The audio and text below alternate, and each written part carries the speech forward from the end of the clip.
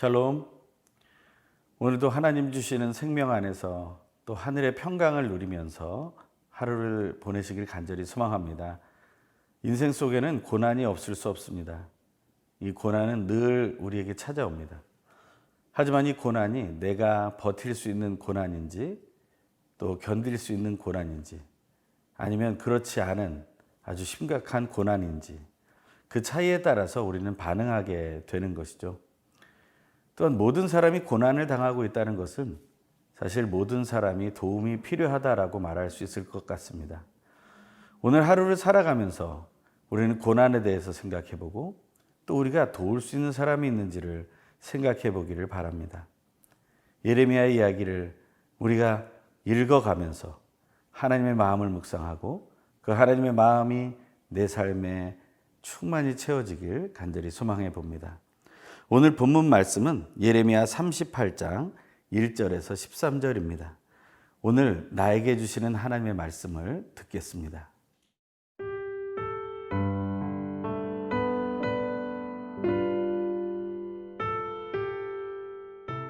예레미야 38장 1절에서 13절 말씀입니다.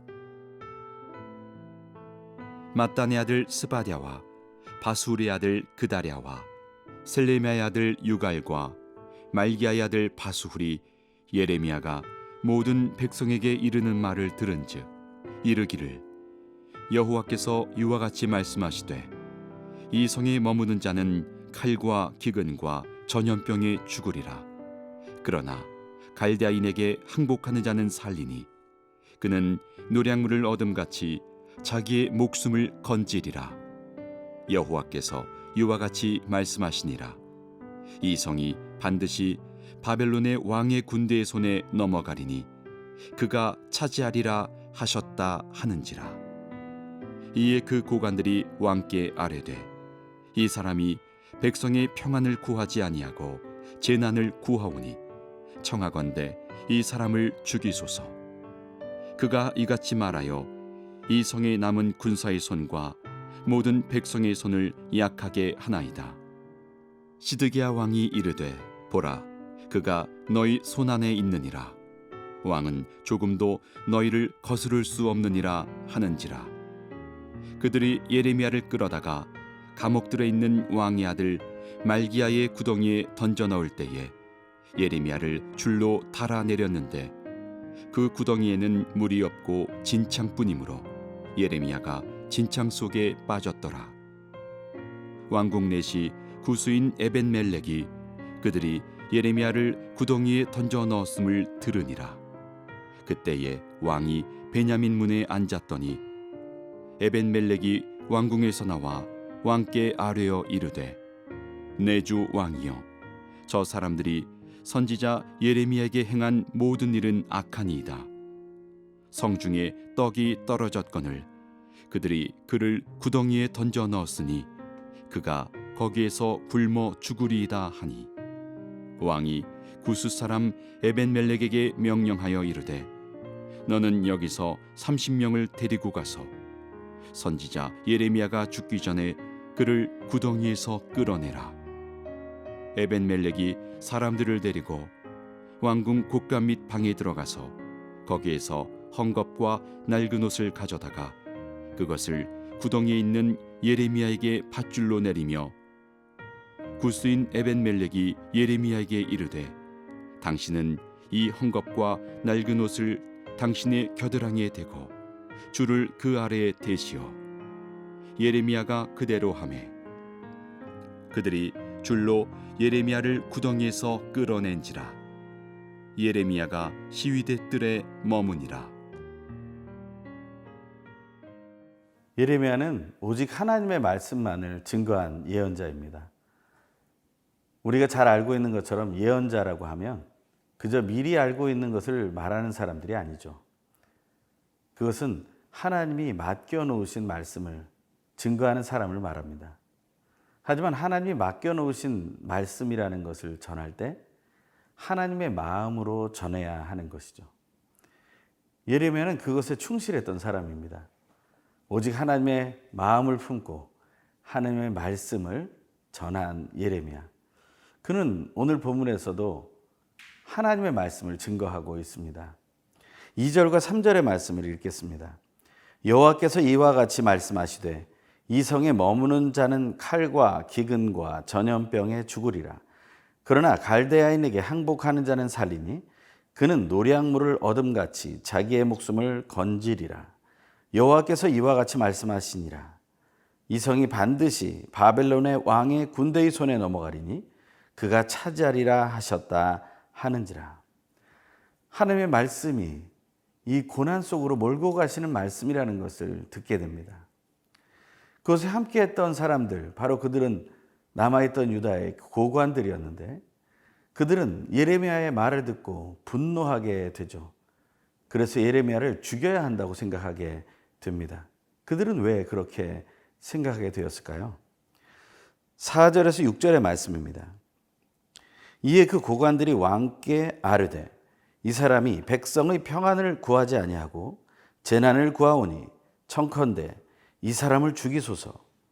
그가 이같이 말하여 이 성에 남은 군사의 손과 모든 백성의 손을 약하게 하나이다. 시드기야 왕이 이르되 보라 그가 너희 손 안에 있느니라. 왕은 조금도 너희를 거스를 수 없느니라 하는지라.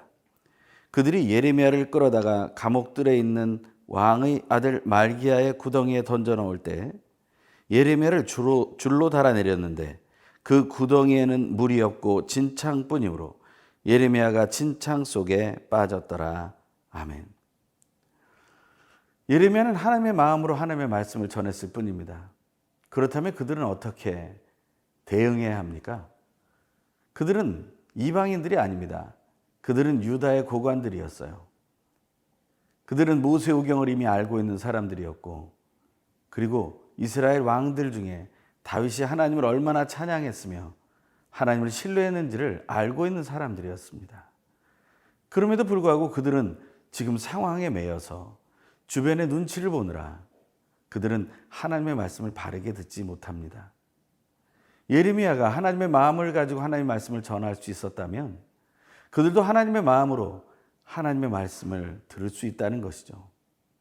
우리가 성경 말씀을 묵상할 때 그것을 quiet time, 조용한 시간을 갖는다고 얘기합니다.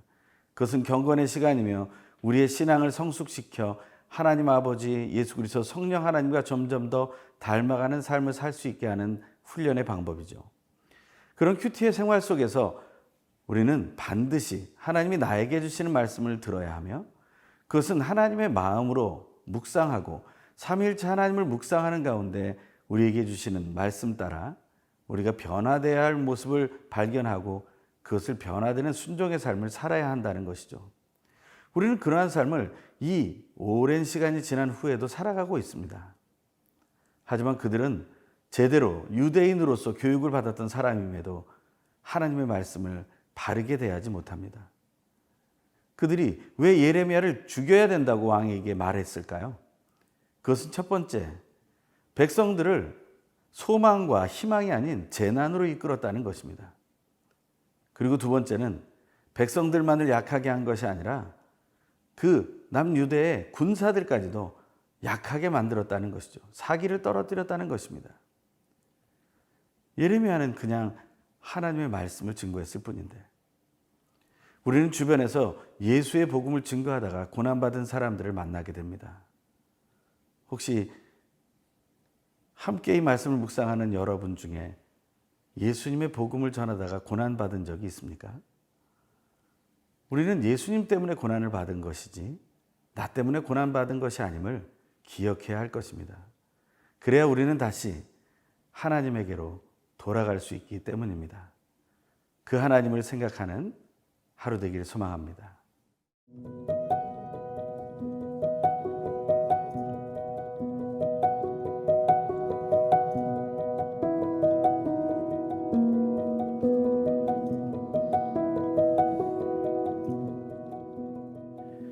복음을 증거하다가 고난을 받았을 때 어떤 마음이 들까요?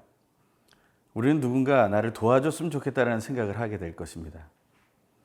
하지만 아무도 돕는 사람이 없다면 어떨까요?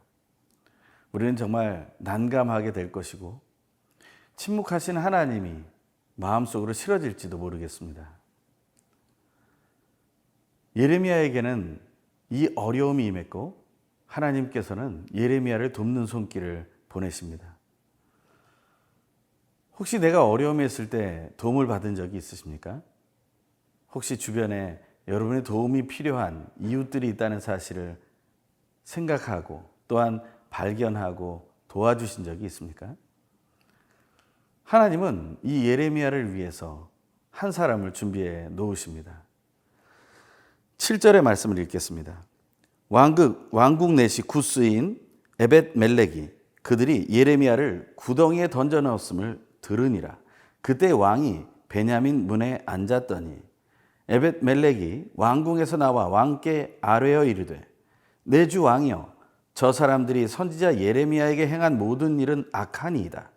성중에 떡이 떨어졌거늘 그들이 그를 구덩이에 던져 넣었으니 그가 거기에서 굶어 죽으리이다 하니 왕이 구스 사람 에벳 멜렉에게 명령하여 이르되 너는 여기서 30명을 데리고 가서 선지자 예레미야가 죽기 전에 그를 구덩이에서 끌어내라. 아멘. 예레미야는 지금 위기에 봉착해 있습니다. 지금 죽을 위기에 있어요. 우리는 앞서 예레미야의 말씀을 보면서 예레미야는 단지 눈물만 흘리는 눈물의 예언자만이 아니었습니다. 그는 계속해서 감옥을 전전하게 되죠. 하지만 그 감옥은 어떤 보안이 철저하거나 그리고 위생이 철저한 그러한 감옥들이 아닙니다. 그저 버려진 그리고 멸망해가는 예루살렘 성에 아무렇게나 방치되어 있는 그러한 장소에 그는 갇히고 있었다라는 거죠. 물론 토굴 같은 곳에 갇히기도 하고 그리고 시위대들 많은 경비병들이 있기 때문에 많은 눈이 있어서 어디로도 도망갈 수 없는 그러한 곳에 있기도 하고 여러 가지 머무는 곳마다 감옥과 같은 상황이 계속되고 있는 것이죠. 오늘은 또 죽임을 당하기에 앞서서 또 구덩이에 던져지는 경험을 하게 됩니다. 우리는 시드기야 왕이 얼마나 왔다 갔다 하는지를 보게 되죠. 왕의 명령으로 꺼냈다가 다시 고관들의 말을 듣고 집어던지는 시드기야 왕을 봅니다. 도움을 주는 것인지 그렇지 않은 것인지 명확하게 알지 못하는 상황들이 이루어지고 있습니다. 혹시 우리는 그런 태도를 취하고 있는 것은 아닐까요? 우리가 뭔가 선한 일을 하고 선한 영향력을 끼치려고 하지만 우리가 우리 주변을 살피다 보면 내가 하는 일이 늘 선하기만 할 수 없다는 것이죠. 어떤 때는 악한 것에 빠져들 때도 있고 어떤 때는 악과 도모를 같이 하기도 한다는 것입니다. 시드기야 왕 같은 그러한 태도가 우리 속에서 사라지기를 간절히 소망해 봅니다. 하지만 에티오피아 사람, 그는 이방인이었죠. 그는 왕의 내시였습니다. 하지만 그는 하나님의 뜻을 보고 그들이 잘못된 판단을 했다는 사실을 왕에게 아뢰입니다. 그러자 시드기야 왕은 다시 용사들을 보내서 그를 끄집어내라고 얘기하고 계시는 거예요. 그를 구출하는 장면은 눈물이 겹습니다. 끈을 내려놓고 그 끈으로 묶어서 그를 끌어올리는 장면이 나오죠. 이런 말씀이 떠오릅니다. 시편 40편 1절에서 2절. 내가 여호와를 기다리고 기다렸더니 귀를 기울이사 나의 부르짖음을 들으셨도다. 나를 기가 막힐 웅덩이와 수렁에서 끌어올리시고 내 발을 반석 위에 두사 내 걸음을 견고하게 하셨도다. 예레미야는 다시 시위대의 뜰로 돌아오게 됩니다. 그의 감옥의 인생은 계속되고 있어요. 하지만 하나님은 선한 이웃을 통해서 선한 말을 하게 하시고 그를 다시 건져내십니다. 오늘 여러분이 할 수 있는 그 선한 말을 찾아보십시오. 도울 수 있는 이웃을 찾아보십시오. 그것이 하나님께서 우리에게 주시는 아름다운 하나님의 소망이기 때문입니다. 그 아름다운 하루를 살아나는 오늘 하루 되길 간절히 소망합니다.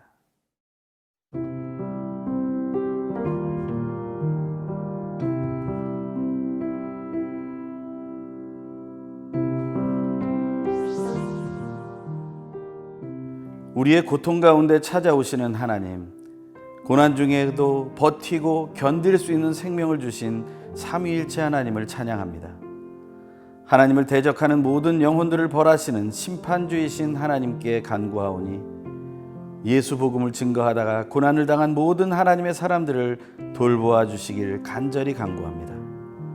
하나님께서 우리를 특별하게 지켜주고 계심을 믿으며 담대히 예수 복음을 전파하며 억울한 상황 속에 있는 이웃들을 살펴보아 중보의 기도를 드리며 구체적으로 도울 수 있도록 인도하여 주십시오. 사랑이 풍성하신 예수님의 이름으로 기도드립니다. 아멘.